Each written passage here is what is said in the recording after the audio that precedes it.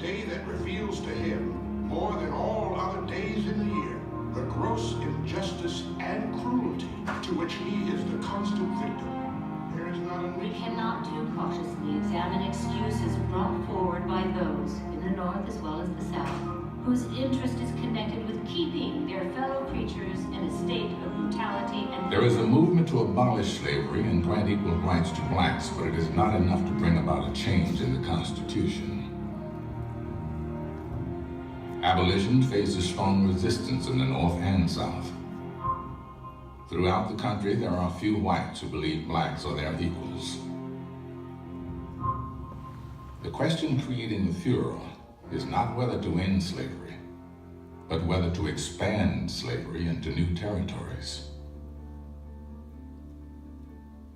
As the nation continues to push west, the country must decide, will new territories be free soil for free men, or new lands open for slavery? The answer will shift power to states arguing for the right to free labor, or to those claiming the right to slave labor. Thus, the future of freedom in the United States has come to depend upon the future of the West, and the tension between North and South, smoldering for decades, is approaching a flashpoint. Reached and passed. A house divided against itself cannot stand. I believe this government cannot endure permanently half slave and half free. I do not expect the Abraham Lincoln has become an eloquent spokesman for the new Republican Party, whose mission is to stop the expansion of slavery. The party nominates Lincoln for president. Some southern states, believing that Lincoln's election will lead to the end of slavery throughout the country, threaten to leave the Union if Lincoln wins. South Carolina is first to secede on December 20th, 1860, soon followed by 6 more southern states.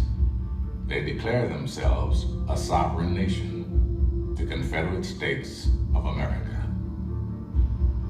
South Carolina demands that federal troops surrender Fort Sumter in Charleston Harbor. On April 12, 1861, at 4:30 a.m., the Confederates opened fire.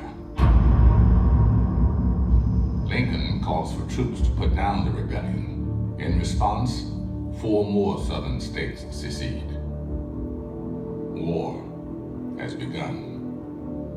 As months bleed into a year and then another, Lincoln remains focused on his primary goal, to preserve the Union. He carefully weighs the political risks of freeing slaves, a move that would strike a blow to the Confederacy's ability to make war. Many in the Union oppose this idea. In January 1863, Lincoln issues the Emancipation Proclamation, declaring the freedom of all slaves behind Confederate lines and those who have escaped to the North.